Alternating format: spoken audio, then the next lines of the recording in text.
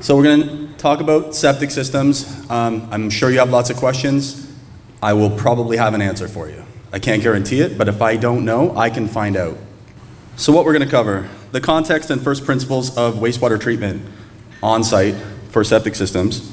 We'll cover a little bit of the Ontario-wide private septic system, some statistics that were gathered, collated by the Wastewater Association in order to present to the government to try to review whether or not the current building code is adequate for the ongoing operation and maintenance and management of on-site wastewater treatment systems, or whether the building code needs to be improved. Then we'll talk about municipal reinspection programs, the types of municipal reinspection programs for septic systems that exist. It's kind of a high-level overview. We can talk a little bit about what's been working and maybe some improvements that could be made. And then some actionable items, some considerations for cottage owners as to what you can do today, right now, to try to have a positive impact on your septic system. So we'll start with context. So water is a precious local resource. So treating on-site wastewater locally, wastewater treatment is water protection. And I don't just say that because it's true, I also say it because it's really hard to recruit people that want to work their careers in the septic industry. So it's now the water protection industry, are we clear? We are protecting water. Yeah, diving right into the septic presentation. But that's, those are my kids and myself, and this is what we're trying to protect, right? This is what we're doing. This is why. So, a little bit of terminology. On-site sewage disposal versus on-site wastewater treatment. Paradigm shift. Get your head around it. For the longest time, we were trying to dispose of sewage. That's what you're doing on your property. It was working right until it stopped disposing. But it's an insidious problem when it's not performing. It's not protecting the environment. It's ending up in the water table, but it's still disposing of sewage. So now, we have to think of things as on-site wastewater treatment. We need to treat the wastewater to a level that's safe to put back into the environment. That's a big difference. So there's a lot of systems that were designed over 30 years ago that are sewage disposal systems by their very nature. That's how they were designed. It's not the septic system's fault. But it was designed to just get rid of sewage on that property. What is a standard wastewater treatment system? The standard of practice in Ontario presently is for a home connected to a septic tank. That septic tank's function is to separate solids and liquids. The solids will be digested at some rate proportional to the amount of food that they're being given. But it is to separate solids and liquids. There is some digestion of the waste, but primarily it's just the retention of solids. It flows into a series of perforated pipes in a standard system where it percolates into the soil. The reason the pipes are laid out this way and relatively wide and shallow, high in the soil profile, is because it's actually the soil below the pipes and the stone that does the treatment. The soil does the treatment, but the soil can only do the treatment if the soil is unsaturated, meaning the only moisture getting into that soil comes from the pipes.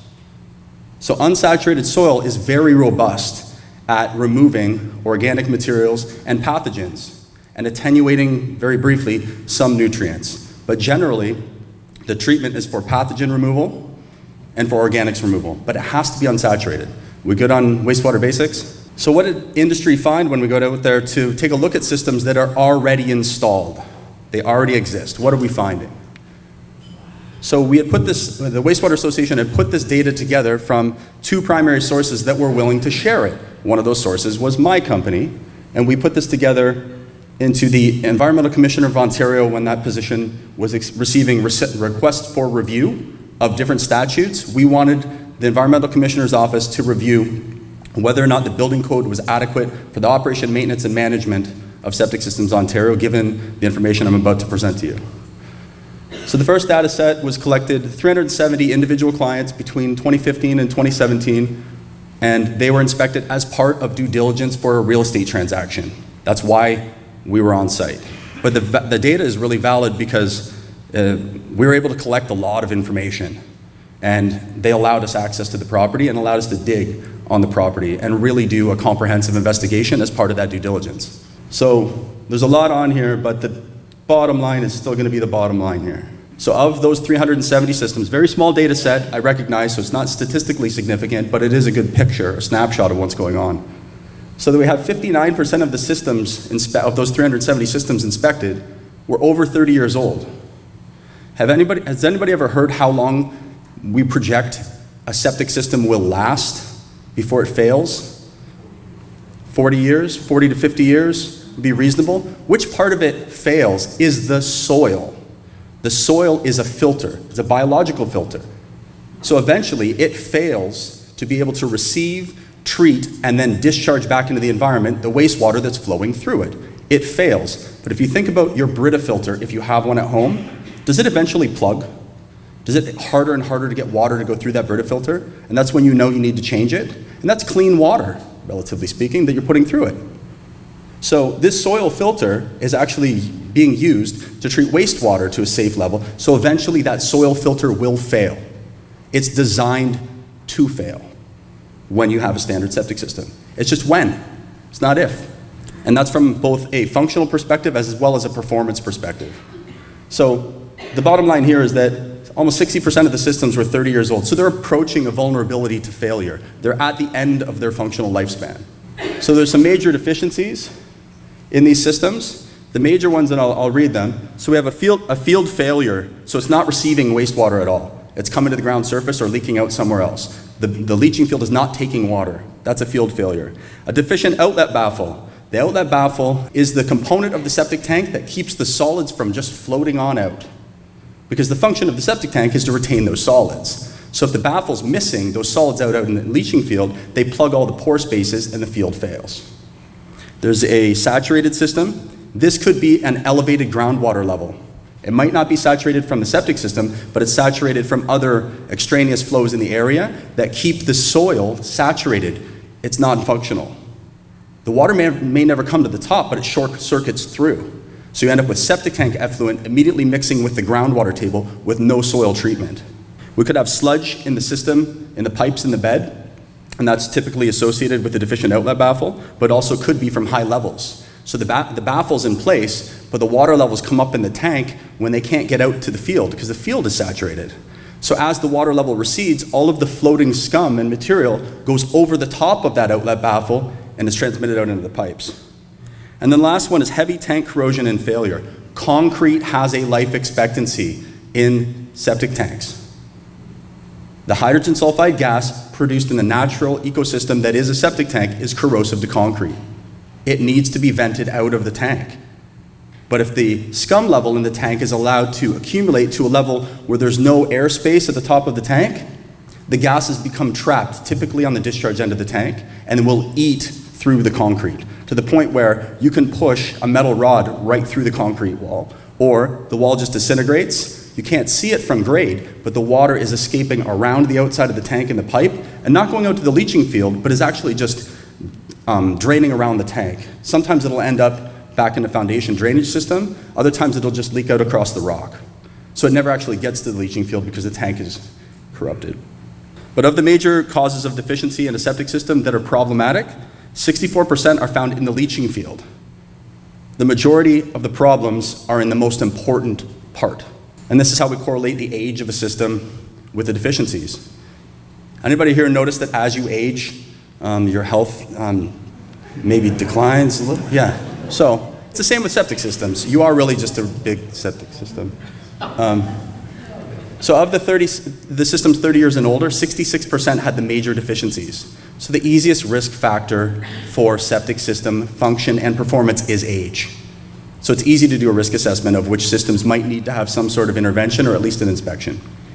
So that's the small data set with very in-depth inspection techniques. Now this is a much larger data set that we're lucky to have WSP Canada willing to share this information with industry and with all the other public stakeholders because very few people are willing to share their reinspection data.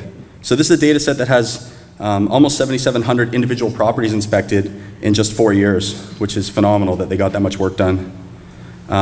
They administer the program for a municipality, and the information that we have available is from those inspections.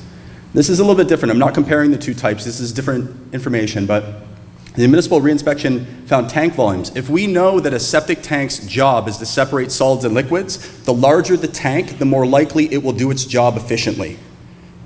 So a bigger septic tank is a better septic tank. When you are pumping out a septic tank, you're not trying to remove the liquid fraction. What you're trying to do is remove the solids fraction that's accumulated at the bottom and at the top of the tank that ostensibly is making the tank volume smaller for the working capacity. The smaller volume tank has less time that the sewage spends in it. So when you're pumping out your tank to remove accumulated solids to rejuvenate the tank's capacity. Does this make sense? Okay. The bad news is the number of tanks in this particular data set that were under the current minimum capacity of 800 gallons or 3,600 liters. So if you look, almost 50% of the systems were under capacity by today's standards. And then this is profound. And we found it in our own data, but this is the biggest data set that has shown this. Of those almost 7,700 systems that were inspected, 74% of those systems didn't need to be pumped out. The message there is a pump out is not an inspection program. And in 74% of the cases, it didn't need to happen. So if you're pumping tanks out to do an inspection, I challenge you to inspect my coffee cup full of coffee to see if it'll hold coffee by dumping it out first. The damage to concrete in a septic tank occurs above the water level. So you don't need to pump a tank out to find out if the tank's working. You want to have, if it's going to be inspected, you want it to be full. So if you're putting municipal reinspection programs together, stay away from the pump out requirement. We're talking about our environmental footprint and our carbon footprint. Hauling sewage unnecessarily is risky and dumb.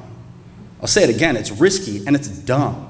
It also takes some time for that tank to work its way back into its appropriate ecological equilibrium so that it can continue to digest solids. So please do not pump your septic tank unless it's been measured first. And if it's been measured, it can't have more than 1/3 the working capacity full of solids. If it's under that, don't pump it. Save the money, but also save the carbon footprint that we put of these big trucks driving up and down the type of roads that probably can't handle that kind of traffic. So just be cautious with the pump out as inspection. We have data to support that it's not necessary. And if it is necessary, in the cases that it was, they got pumped out. I'm sure that over time we'll find that pump outs costs tend to go up just based on the risk. And again, system age profiles. This is from the WSP data. So they had records back to 1970 in this area. It's South Bruce Peninsula, other side of the bay. We're still in cottage country here. 1970, you can see that 77% of the systems didn't have a record that was after 1970. So think of our age profile and the risks. So they had an unknown age, not that they couldn't figure it out, they just knew that they didn't have a record to confirm it. So the moral of the story is we have a lot of old systems, and old systems are contaminating the environment. That's the way it goes. So these are your considerations. Age is the biggest risk factor for failure and malfunction. So if your system is over 40 years old, you should probably have somebody take a look at it.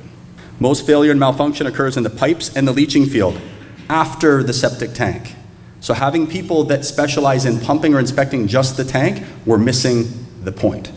Soil accounts for 70 to 80% of the organic and pathogenic removal from the sewage. So we need good, unsaturated soil. The building code for wastewater treatment has a prescribed amount of soil that volume of wastewater would need to percolate through in order to achieve the percentage reduction of pathogens and organic loading before it's discharged into the environment. So if you put a big sand filter on top of bald rock, you're going to end up having the water percolate down through, and you have to hope that you had enough sand there before it hits the rock, because once it hits the rock, it's in the water. So you have to be very cautious with where you build, and that's why we have lateral separation distances between the final receiving body and where the water would enter the environment. Septic tank solids accumulation must be measured regularly and pumped when they reach 1/3 of the working capacity of the tank. So it's a measurement. There's a device called a sludge judge. It's a clear pipe with 12-inch graduations. You push it down through, you pull a cord, it takes a stratified core sample, a plug of sewage out, and you can very quickly measure whether or not it's at 33% of the total tank volume. Those things cost $70 on Amazon. Your first pump out in some cases might be 3 or 4 times that amount. So it's worthwhile investing into maybe the time it takes to measure. So with all of this said, septic tanks must be made accessible. Does anybody know where their septic tank is? Does anybody not know where their septic tank is? Does anybody have a septic tank under a deck, under a 3 Seasons sunroom, underneath stamped concrete, underneath pavement? You are not alone, because there is a lot of infrastructure buried on properties that has been made inaccessible due to other construction. So you do need to do measurement, inspection, and maintenance on septic tanks. The only way we can do that is if we get into them. So I'm going to touch on quickly here municipal reinspection programs. There's basically been 3 types of programs. FOCA did a great job working with researcher to come up with what are the best practices from the municipalities that have done this type of work. I'm not really going to speak to what their results were, other than there were some similar sort of findings to what we found in the WSP and the ESSE data, that they didn't really require pump outs, but there are a lot of very old systems that were undersized and they hadn't been looked at very often. But what we've seen so far is municipal inspection programs. The first type that a lot of municipalities look at is one where the municipal staff assess the risk. Where is the risk? Which sites are we going to inspect? Which ones are going to be under inspection criteria? Then the municipal staff set the criteria for the inspections and the reporting. So they decide what they're going to look at. The reason this is important is if you don't look very hard, you don't find very much. So we have a lot of really well-promoted municipal reinspection programs that didn't look for shit and didn't find it either. They promoted it as an educational opportunity to hand a pamphlet out and basically look to see that there's no major overt malfunctions. But did we really hit the point? No, like, what is the point? Like, what are we trying to do? Particularly in Georgian Bay and cottage country, where we're trying to actually protect the water. Some of the programs have gone well. Others have produced data that would be, I would say, dubious at best in terms of the information provided for environmental protection. And in these same programs, the municipal staff complete the inspections and the reports. In a lot of cases, it's a student that does the inspection and produces the reports. There have been some blended programs, but that has been the majority that were discretionary to date. The second type, where the municipal staff assess the risk again, who's going to get inspected and why. They set the criteria for the inspections and the reporting, and then they put it out to tender, and they look for another entity or another third party to come in and do the inspection. They conduct the inspections as per the criteria, and then they will produce the reports for the owner and the municipality. The WSP data set would be an example of this type of program, and they have gone reasonably well. The challenge is, again, in what are we doing with the data? It's very difficult to extract the data out of these programs, so how do we use it? And then the third type of program is where universal risk is assessed. So all properties in a municipality are going to get inspected. The frequency of those inspections would be based on the risk. So the ones that have a high risk of environmental contamination to water resources may be inspected more frequently, and other properties that have less of a risk would be inspected less frequency, but they all get inspected. The staff set the criteria for the inspections and the reporting, and then various third-party contractors conduct the inspections, and they report to the owner, and then the owner has the responsibility to report to the municipality. We're seeing this up in the Saugeen Shores area, where they're having inspections done in order to report back to the municipality. That provides an opportunity for the owner to get multiple different service providers available to them, including the local haulers, maybe a design engineer, maybe a designer, maybe an installer. But it provides them some options. I'd like to say that's my favorite version of this, because it's more sustainable in that community, that it'll happen each time the frequency is set. The challenge with the bigger programs that are run by the municipality or by the engineering firms that are hired by the municipality, they might do it at year 1, but they'd be intended to do it at year 5 and year 10 and year 15, and they weren't really cost structured to be repeated. So there's some challenges. What are we actually trying to accomplish with these inspections, these re-inspection programs? Are we trying to make sure everybody gets a pamphlet? Or are we trying to make sure that we protect the water quality? So we have to find on that continuum what we want to do and why. Who's responsible for remedy of non-compliance? If you get there and the system's failed, who's going to be responsible for making sure it gets corrected? Can you get a second opinion on an assessment that says the system needs to be replaced? By a show of hands, does anybody know that there's $75,000 septic systems being installed in Ontario right now on private residential homes? $75,000. It's pretty normal in certain parts of the province. If you have a replacement septic system, you almost have to pay twice to get rid of the old stuff and to bring in the new stuff. It's very expensive. So if somebody's going to tell you you have to incur that expense, how do you get to determine how to do that? And what's the time frame to do that? So what are the primary objectives as I see them? It should be environmental public health protection of the water. If we take that as our baseline of why we're doing inspections, we should be able to guide inspection criteria that meet that outcome. So comprehensive inspections, whoever does it, we have to have a set criteria. This is how inspections need to be done. This is the bare minimum that needs to be inspected, and then we can compare the data across different municipalities. So what are the reasonable timeframes for completing inspection programs? It's been developing for 50 years, so I think we could probably take 4 or 5 to determine how to do it right. I know that we're in sort of an emergency and a crisis when it comes to, these systems are getting older by the year, and it's not a proportional increase in risk based on age. If they're 50 years old, they're probably contaminating the water. Access into septic tanks and camera inspections are vital. We need to know what's going on in the leaching field, not just say that the septic tank was pumped out and it looked okay. And third-party cost and liability agreement with the owner, whether this is the hauler or an engineering firm or just an inspector. It is a more reasonable way to spread the risks. The municipality can ask for a more comprehensive set of criteria without the municipality being fearful that they won't be able to do that type of inspection. So they can set the risk and then ask for the inspection to be done, as opposed to setting the risk and then trying to accomplish the inspection that achieves that outcome. So considerations for people that own septic systems in cottage country. Some simple actionable ideas for you to consider. Getting into septic tanks. You only want to do this once. The next time you dig up your septic tank, please let it be the last time. You don't need a shovel to do this any longer. We have the technology. And these guys are both strong, and I'm going to tear up a bit. They both quit on me because this is too hard a work to do every day. Getting into septic tanks is a challenge when people put all kinds of... The reason I put this one up here, this is the most ridiculous thing. So, do you see the cinder blocks? They weren't to raise the lid so we could get access. This system had failed, and the water was coming out the lids, so they put the cinder blocks on the lids to hold the lids down and hope that it would force the water into the right spot, when we could just do this. So if you have a standard septic tank and has 2 lids and it's 3 feet below grade, it'd be about $900, materials and labor, to put these types of lids on to bring it permanent access to grade and sealed. And your local contractor or local building concrete manufacturer will have these lids available for you. So next time you dig it up, consider just dropping these in behind the pile of dirt that's beside you and then find a way to move that excess soil. This is what it would end up looking like in most cases. You can access it year-round. Anybody here have grandchildren?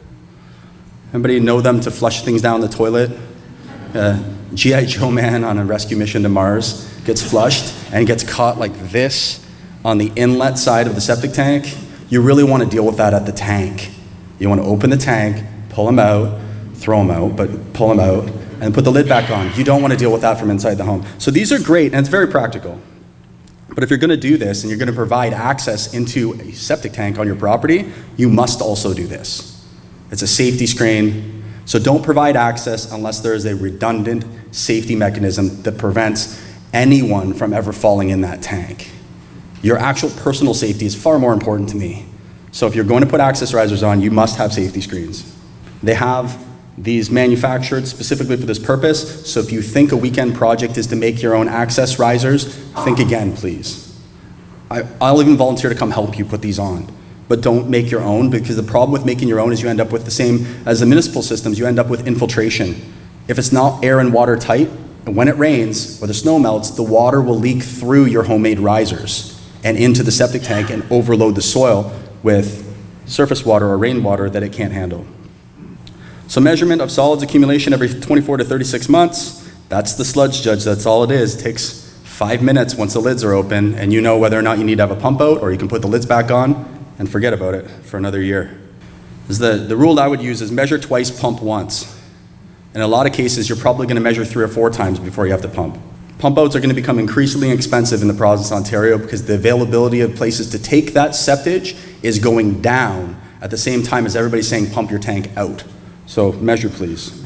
Systems since 2006 have required a screen or an effluent filter as it's described, but it's just a physical screen that goes vertically into the discharge pipe from the septic tank to the leaching field. Its intent is to hold on to any suspended material that would flow through that tank during peak usage, like you've done 3 loads of laundry and people are taking showers, or you're just flushing the toilet all the time because Bud Light goes through you like that. Either way, you could end up with an effluent filter that will plug after about 12 months. So you need to access this to clean it off at least every year. If this screen that I have on here plugs, the water will either come out the top of the tank or worse, it'll come up in the house. So if you have an effluent filter, which I suggest you consider, it means you need to have access to that tank on an annual basis. You have pump chambers because if we don't have soil, we can rarely get gravity flow. So anybody here have a pump chamber on their septic system? It is one of the biggest vulnerabilities in the building code and wastewater. The pump chamber does not have a setback distance requirement to the water. And until last year, it didn't require an alarm, which is ridiculous. That's my example of how the building code kind of sucks, and we got to improve it. The fact that you could put a floating pump chamber in your boathouse and then pump up to the septic tank that has to be 15 meters away. So you're pumping raw sewage that's in the water up to a tank that can't be close to the water because of the contents. It's ridiculous. So if you do have a pump chamber, make sure you look at it every single year to test to see the alarm works. If that high-level alarm goes off on your pump chamber, it means the pump or the float that initiates the pump are not working, and that sewage, that raw sewage will end up in the environment untreated. And it's quite often in closer proximity to the water table that we're trying to protect. You also want to look in your tanks to see if there's corrosion. As I described earlier, that's a cast iron discharge inlet baffle, but you can see the rock, the rock here. So over time, that will just slowly disintegrate. And eventually you'll end up with a potential safety risk there too, because it'll be the top of the tank that will collapse. But it also has the potential to have water leak out around the pipes. So we have untreated septage or sewage leaking into the environment. The example that I would give you here about yellow and brown, flush it down. If your septic system is so vulnerable that you can't flush the toilet, which is the primary function of the infrastructure you have installed, is to receive that waste, I think you need to start budgeting for some upgrades. The other challenge that we have with low flush toilets and toilet paper is that if you have multiple people use a toilet before anybody flushes it, you run the risk of plugging the line between the house and the tank. So I got in trouble last time I said this. Please just flush the toilet. It seems like an absurd thing to have to tell people, but I know the yellow let it mellow thing, just flush the toilet, please. Because the risk of having a stained toilet is that you put bleach into it to clean the stain off, and the impact of those chemicals on the septic tank later is horrible. So you have permission to flush the toilet now. This is the big one. This will help with all the nutrients. This will help with your system. The system likes to digest food that's already been partially digested by you. But it doesn't have teeth, so it doesn't want the actual food. Fat, oils, and greases, through cooking, and bacon and eggs, or whatever it is that you cook, need to be wiped off and put into solid waste, because your septic system can't handle that stuff in very high amounts. It is the single biggest contributor to sludge accumulation in your septic tank, is food particulates that end up in the tank, or that are just washed off in the dishwashing process. So sort, scrape, wipe it off, rinse, clean, sanitize. So I'm telling you how to live your life, I apologize, but. So we have a big opportunity. We can inspect these systems properly. We can inspect for the things that could be broken, not just the things that aren't broken. We can make a plan for what we're going to do in the future around this infrastructure, and then we're going to be protecting the water.